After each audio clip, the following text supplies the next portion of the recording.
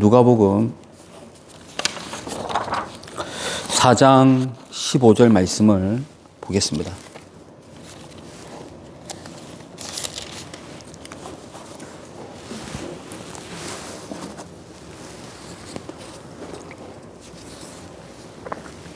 누가복음 4장 14절 15절 두 구절인데 다 함께 합독을 하겠습니다. 예수께서 성령의 능력으로 갈릴리에 돌아가시니 그 소문이 사방에 퍼졌고 친히 그 여러 회당에서 가르치심에 뭇사람에게 칭송을 받으시더라. 아멘. 자, 우리가 주의 일을 함에 있어서 또 신앙을 지켜나감에 있어서 가장 중요한 것은 무엇일까? 오늘 말씀을 통해서 특별히 예수님의 그 사역을 통해서 우리도 어떤 것이 가장 중요한 것인지 함께 은혜를 나누겠습니다. 먼저 우리 예수님께서는 이 모든 사역 가운데 성령의 능력으로 사역하고 있음을 우리는 말씀을 통해서 알 수 있습니다. 우리 14절 말씀을 합독을 하겠습니다. 예수께서 성령의 능력으로 갈릴리에 돌아가시니 그 소문이 사방에 퍼졌고, 여기 보면은 예수님의 사역, 이때 이 사역은 어떤 사역이냐면 바로 위에 이전에 있었던 기사는 예수님께서 광야에서 시험을 받으시는 장면이었죠. 예수님께서는 시험을 받고 나서 그 다음에 처음 이제 공생의 사역을 행하십니다. 이 공생의 사역을 행할 때에 어떻게 했느냐, 이것이 기록되어 있는데 그것이 바로 이 단어입니다. 성령의 능력으로 사역을 감당하셨다라고 말씀은 이렇게 언급을 하고 있습니다. 예수님은 공생의 사역을 무엇으로 시작했냐? 한마디로 성령의 능력이다. 성령의 능력으로 사역을 감당하셨습니다. 그런데 예수님의 이 모든 것들 행할 때에 성령으로 임했다, 성령으로 행했다라는 것은 사실은 이 구절이 처음이 아닙니다. 예수님과 성령의 관계는 누가복음에 따르면, 누가복음만 봐도 어디부터 시작되냐면 예수님께서 이 땅에 태어나기 전부터 성령의 사역은 시작되었습니다. 성령께서 어떻게 임하셨느냐? 우리 누가복음 1장 35절 말씀을 다 함께 합독을 하겠습니다. 성령이 내게 임하시고 지극히 높으신 이의 능력이 너를 덮으시리니. 이 말씀은 마리아에게 임한 말씀입니다. 마리아가 이제 아기를 아직 또 낳기도 전에 말씀이 성령이 너에게 임한다. 그리고 하나님의 능력이 너를 덮는다. 그런 다음에 성령에 의해서 잉태가 되고 그 다음에 예수님이 이 땅에 태어나셨습니다. 그러니까 예수님께서 이 땅에 오시기 전부터 이미 성령은 함께 했고, 왜 그런데 마리아냐? 예수님이 오신 그 통로도 성령의 마련한 그 통로로 오시는 것을 성경은 말씀을 하고 있습니다. 자, 그 다음에 또 누가복음에 따르면 언제 성령이 또 역사를 하시느냐 하면 3장 22절에 보면 예수님께서 세례 받으실 때 이때도 성령이 역사하는 것을 볼 수 있습니다. 우리 누가복음 3장 22절입니다. 3장 22절 다 함께 합독을 하겠습니다. 성령이 비둘기 같은 형체로 그의 위에 강림하시더니, 세례를 받으시고 기도를 하는데 성령이 임했습니다. 성령이 임했고, 그리고 하늘에서 음성이 들렸습니다.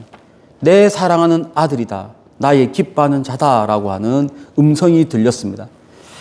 예수님께서 결정적인 순간마다 이렇게 성령이 강권적으로 임하는 것을 이 누가복음은 기록을 하고 있습니다.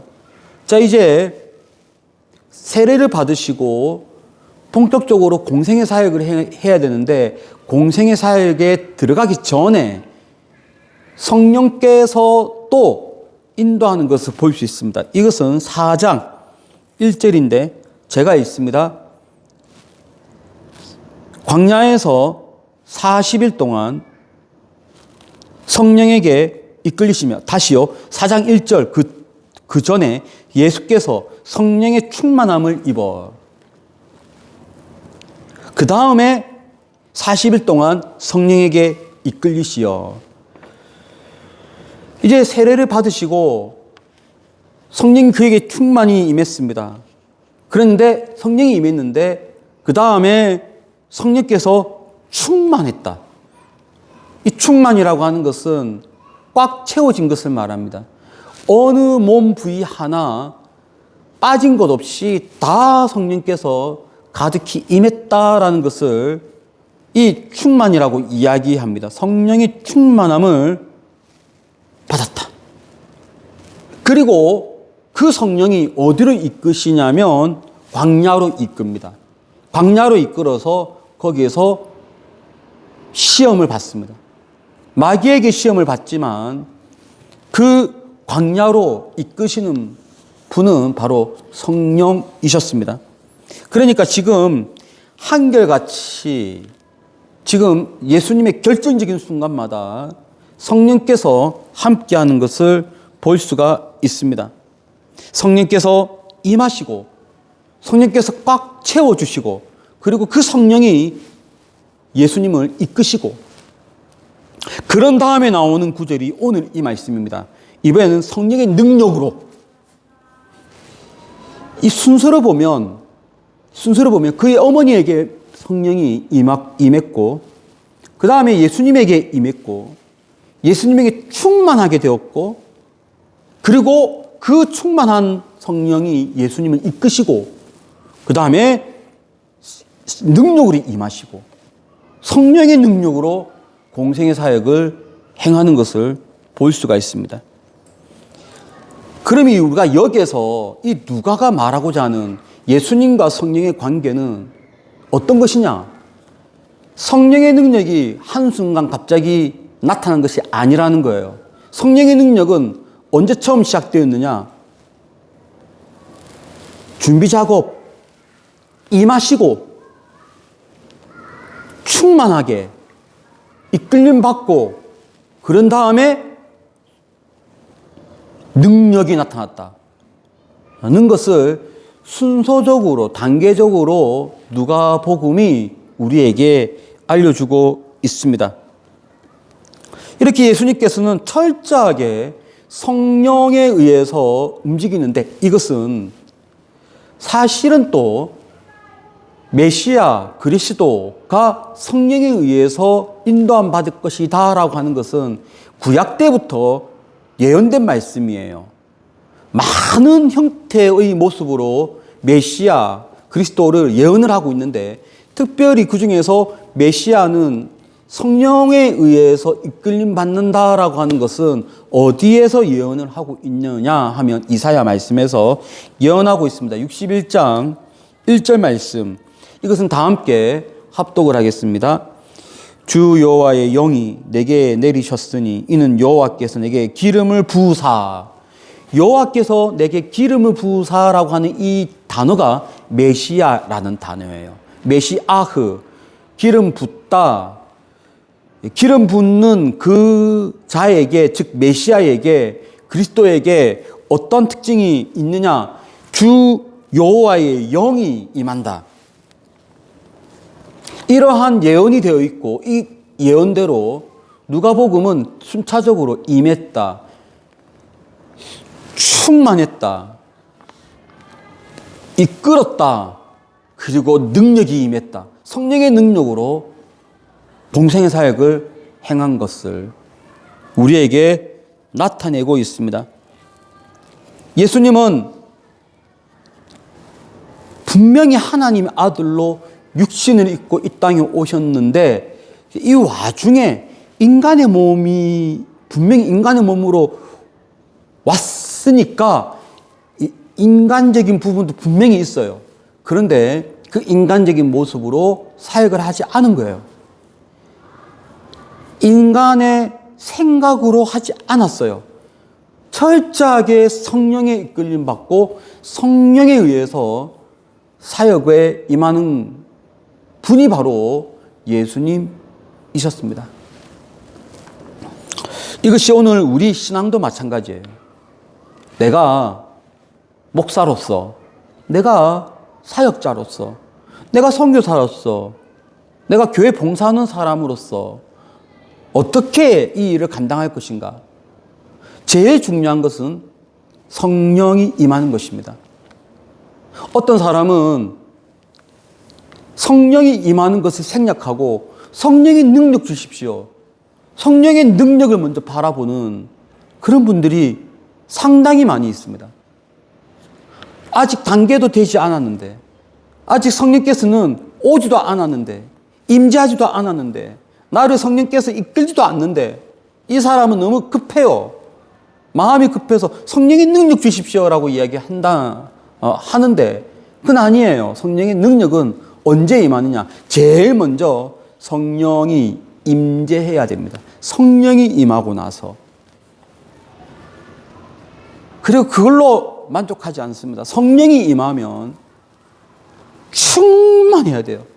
내 온 전신과 내 온 마음과 영혼에 성령으로 완전히 충만해야 되고 가득 차야 됩니다. 그걸로 만족하지 않습니다. 그 성령이 나를 이끌어야 돼요. 그 성령이 이끄는 대로 가야 돼요. 그 자리가 영광의 자리일 수도 있고요. 그 자리가 광야의 자리일 수도 있고요. 그 자리가 시험의 자리일 수도 있습니다. 성령이 이끌림 받고 가야 돼요. 그리고 어느 곳에 가든지 승리해야 됩니다. 영적으로 승리하고, 일어나야 되고, 하나님을 바라봐야 되고, 고난의 순간에도 성령의 충만함을 받는 그런 상태로 될 때, 그때 나타나는 것이 뭐냐면 성령의 능력입니다. 이때의 능력이라고 하는 것은 파워를 말합니다. 자연스럽게 성령이 갖고 있는 힘이 나를 통해서 분출되는 거예요. 예수님이 이런 사역을 했습니다. 성령에 의해서 사역을 했어요. 그렇다면 오늘날 사역자로서 또 나의 신앙을 지키기 위해서 혹은 이 땅에서 신앙인으로 살아갈 때 무엇이 제일 중요할까요? 나의 힘으로, 나의 노하우로, 나의 능력으로, 나의 지혜로 하는 것이 아니라 철저하게 성령의 능력으로 가야 됩니다. 성령의 능력으로 가기 위해서는 먼저 중요한 것은 성령의 임재가 중요합니다. 성령님이여 나에게 함께하여 주십시오. 성령님이여 나에게 임하시옵소서. 여러분, 여러분의 삶이 성령이 임하는, 그리고 그 성령의 이끌림 받는, 성령의 충만한, 그리고 성령의 능력이 나타나는 여러분의 신앙생활 되시기를 진심으로 축복을 드립니다. 자, 이제 성령의 능력이 예수님을 공생의 사역으로 이끌었는데 그 성령의 능력으로 임하는 그 공생의 사역의 특징이 뭔지 아세요? 그것이 바로 말씀을 가르치시는 것입니다. 우리 다 함께 15절 말씀 합독을 하겠습니다. 그 친히 그 여러 회당에서 가르치심에 뭇사람에게 칭송을 받으시더라. 여기 보면 성령의 능력으로 나갑니다. 가는 곳마다 뭘 했느냐? 가르쳤다. 가르치는 사역을 성령의 능력으로 행한 거예요. 우리는 보통 이렇게 생각할 수 있어요. 성령의 능력 그러면 병 고치고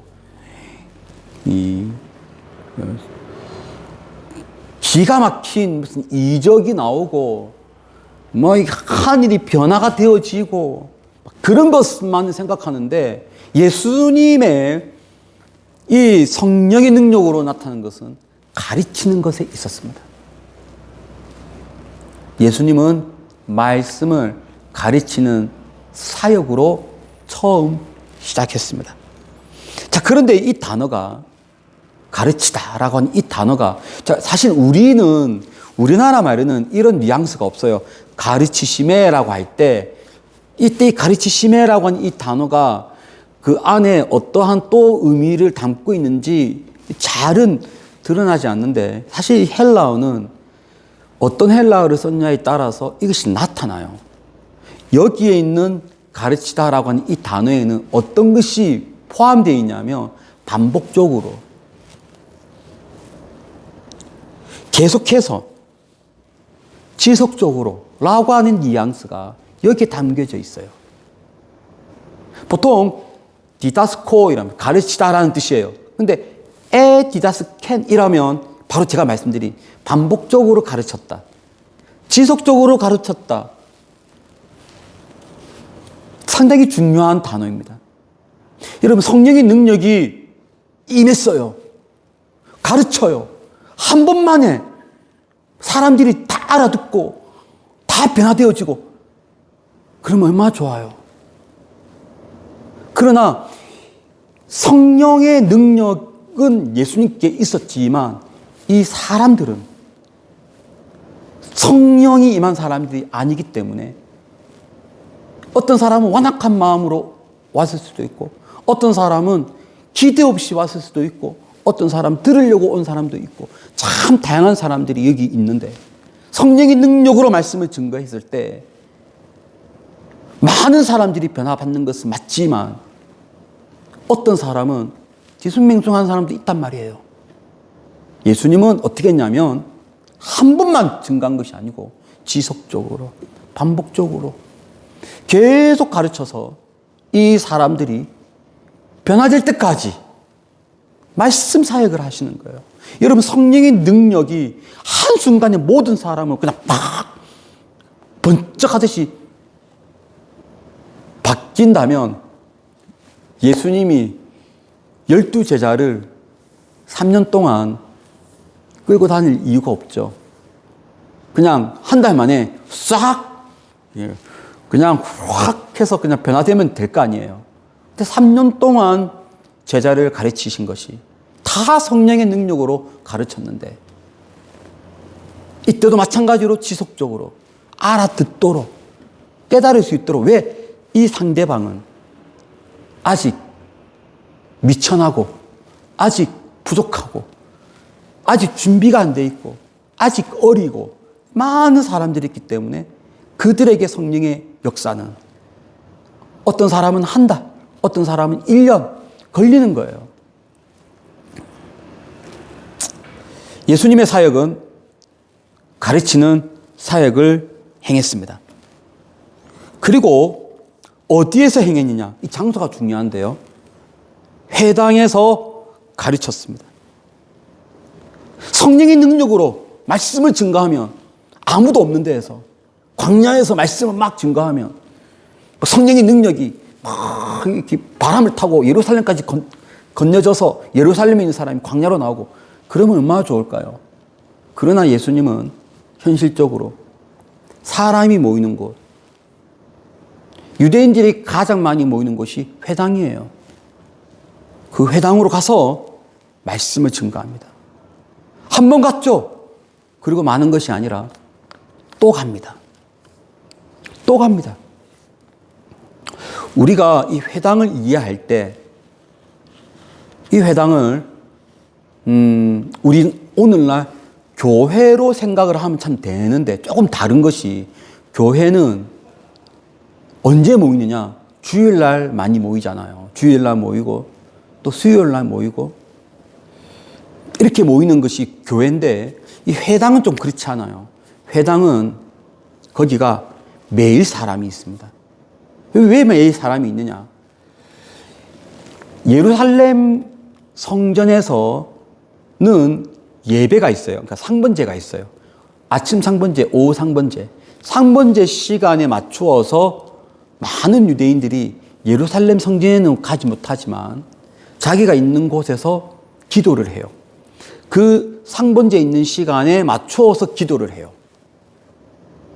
자기 집에서도 할 수 있는데 어떤 사람은 그 기도를 하기 위해서 회당으로 나와요.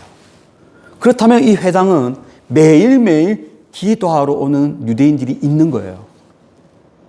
자, 이제 기도하러 온 유대인들이 있습니다. 어떤 회당은 다 그런 건 아니에요. 어떤 회당은 큽니다. 이 중앙 본당이 있으면 우리로 치면 교육관처럼 조그만 다 작은 홀이 또 있어요. 거기서는 뭘 하느냐? 거기서는 아이들이 교육을 또 받습니다. 그러니까 여기는 회당은 어떤 곳이냐면 매일 사람들이 오는 곳이에요. 그러면 매일 사람들이 오는 곳이고 광야는 사람이 없는 곳이고 예수님이 복음을 증거한다. 성령의 능력으로 복음을 증거한다. 어디로 갑니까? 회당으로 가는 거예요. 왜? 사람이 모이니까. 거기에서 말씀을 증거합니다. 성령의 능력으로 말씀을 증거합니다. 그럴 때 사람들이 한 번 듣고 아멘하고 깜짝 놀랐습니다. 감동받았습니다. 근데 그걸로 끝이 아니에요. 또 들어야 되는 거예요. 예수님이 반복적으로 또 합니다.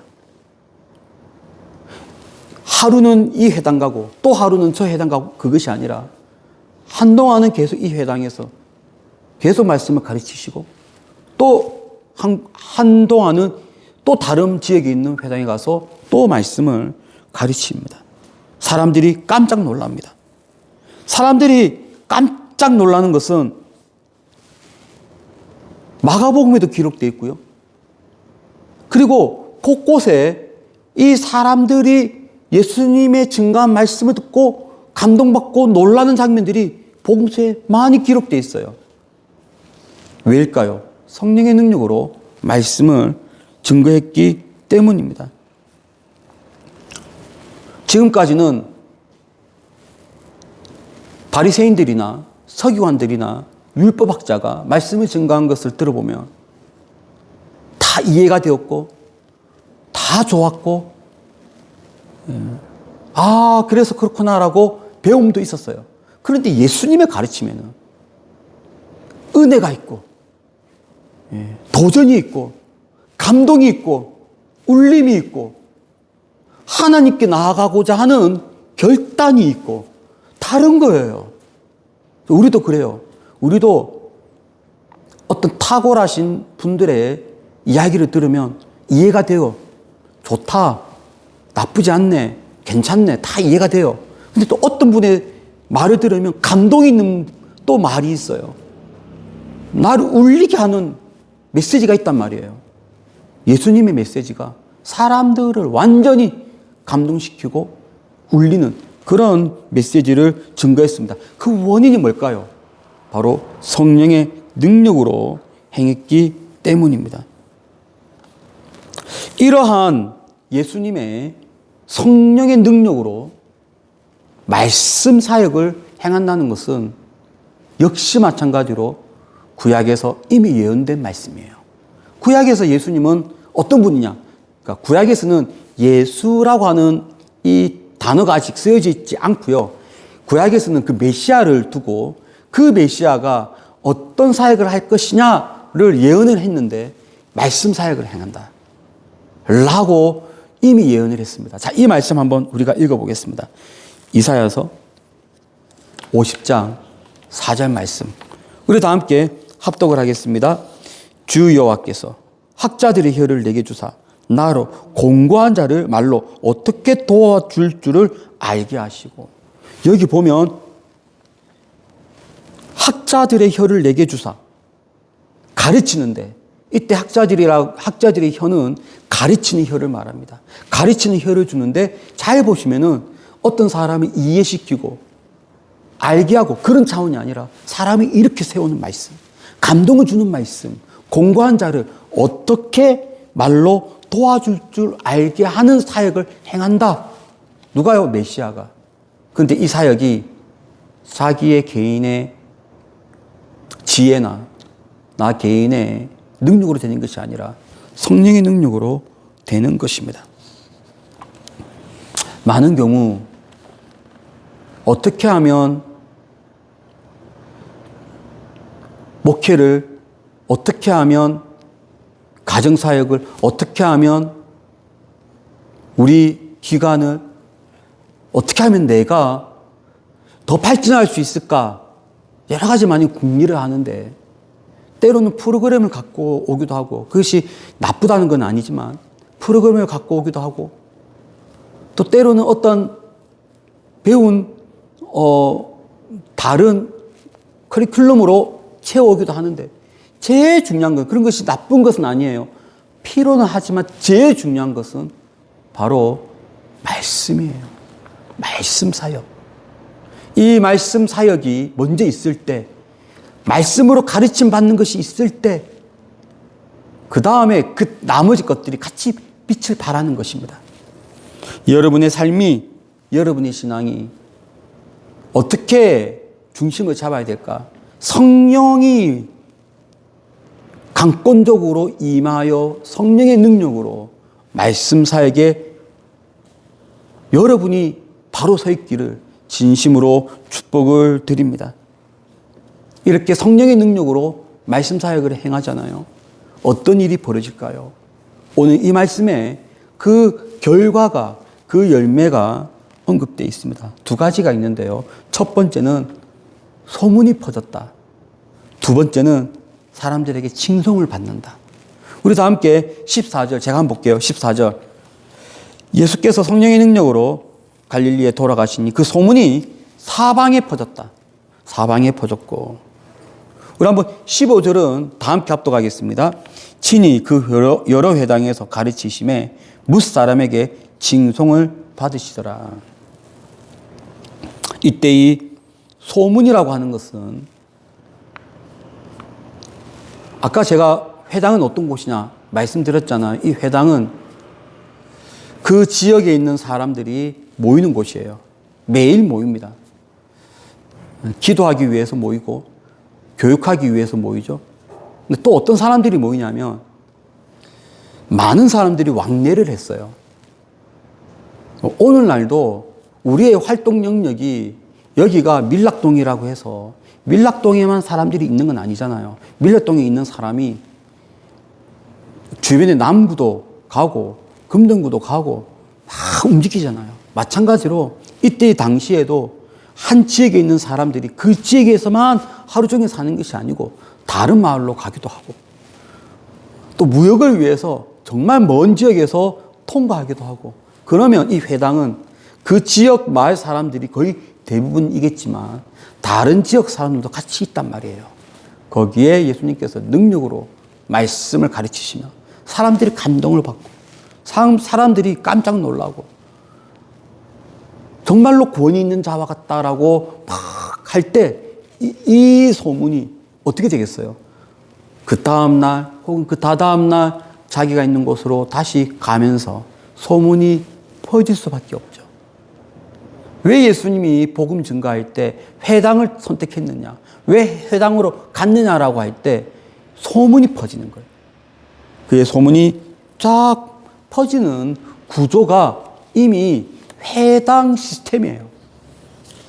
유대인들의 공동체의 한 직결지, 소문이 자연스럽게 퍼집니다. 그리고 이 소문은 마가복음에도 똑같이 언급되어 있습니다. 마가복음 다 함께 우리 주보의 제일 마지막 부분이 있는데 똑같습니다. 예수님께서 가버나움에서 복음을 증거하고 귀신을 내어 쫓았더니 그때도 동일한 결과물을 소개하고 있습니다. 다 함께 마가복음 1장 28절을 합독하겠습니다. 예수의 소문이 곧 온 갈릴리 사방에 퍼지더라. 쫙 퍼지는 거예요. 더더군다나 가버나움은 그 일대에서 가장 큰 회당입니다. 가장 큰 회당이라는 것은 더 많은 사람들, 더 다양한 지역의 사람들이 모이는 곳이죠. 거기에서 매일 가르쳤더니 계속 돌아가는 거예요. 이 소문이 돌아가서 온 지역에 예수의 소문이 퍼졌습니다. 그리고 두 번째, 사람들이 예수님께 칭송을 돌립니다. 이 칭송을 돌리다라고 하는 이 단어는 주로 누구에게 해당되는 말씀이냐면 하나님께 드리는 단어예요. 하나님께 영광을 돌리다 라고 할 때 이 단어를 쓰는데, 근데 사람들은 이때 예수님을 하나님으로 보지 않는단 말이에요. 예수님이죠. 한 랍비죠. 근데 이 랍비에게 이 사람들이 볼 때는 예수 랍비라고 하는 사람인데, 이 분에게 하나님께 드리는 칭송이라는 단어를 쓰는 이유는 이 랍비를 통해서 하나님을 만난다는 뜻이에요. 그래서 이분께, 예수님께 박수를 보내는 거예요. 또 한 가지는 메시아로 봤다는 말이에요. 어떤 많은 사람들이 메시아니까 이러한 능력 있는 말씀을 행한다라고 사람들이 감동을 받는 겁니다. 그래서 이 단어를 쓰는 거예요. 칭송을 받더라. 내가 영광받기 위해서, 내가 칭송받기 위해서, 내가 인정받기 위해서 노력하는 것이 아니라 성령의 능력으로 말씀 사역에 임할 때 자연스럽게 따라오는 것이 소문이 나는 것이며 사람들이 칭송이에요. 나를 통해서 사람들이 하나님께 영광을 돌리는 거예요. 정말로 나를 통해서 사람들이 하나님을 만나는 거예요. 언제요? 성령의 능력으로 행할 때. 우리가 오늘 이 말씀을 통해서 깨닫는 바는 무엇을 중심으로 살아가야 될 것이냐. 목사는, 설교자는 무엇으로 설교를 해야 될 것이냐. 많은 설교자들이 있는데 18세기의 유명한 부흥가 조지 위필드, 그는 사람들이 모이는 곳에는 무조건 갔습니다. 그가 교회면 교회, 그가 들판이면 들판, 그가 탄광지면 탄광지, 사람들이 모인다 그러면 무조건 찾아가서 복음을 증거했어요. 근데 또 브라도 로렌스라고 하는 이 사람은 또 조지 위필드하고 전혀 다른 색깔인데, 그가 주장하는 것은 말씀 사역할 때도 하나님이 임하지만 내가 부엌 일을 할 때도 성령이 임한다라고 믿고 수도 생활을 했던 사람이에요. 우리는 이 둘 다 똑같이 가지고 있어야 됩니다. 말씀 사역할 때도 성령의 능력으로, 집안일을 할 때, 사람들을 만날 때, 소일거리를 할 때도 성령의 능력으로 행하는 그런 마음으로 갈 때, 예수님 같은 경우는 소문이 났고요, 칭송을 돌렸습니다. 그에 따른 결과물이 틀림없이 우리 안에도 있을 줄로 믿습니다. 예수님의 공생의 사역의 특징, 성령의 능력으로 시작한 것을 우리는 오늘 말씀을 통해서 도전을 받습니다. 이 성령의 능력으로 행한 그 예수님, 그 모습이 오늘 예수님을 따르는 우리들의 모습이 되기를 축복합니다. 나의 사역도 성령의 능력으로, 여러분이 사는 모습도 성령의 능력으로, 가는 곳마다 성령의 능력으로, 그렇게 해서 정말로 성령의 인도함 받는, 그래서 어느 한순간도 쓰러지지 않냐고, 넘어지지 않냐고 하나님께 영광을 돌리는 그런 여러분의 복된 삶이 되시기를 예수 이름으로 축원합니다. 기도하겠습니다. 은혜와 사랑이 풍성하신 하나님 아버지, 성령의 능력으로 사역 감당하며 성령의 능력으로 하루하루를 살아가는 우리의 복된 삶이 되게 하여 주옵소서. 예수님의 거룩하신 이름으로 기도드립니다. 아멘.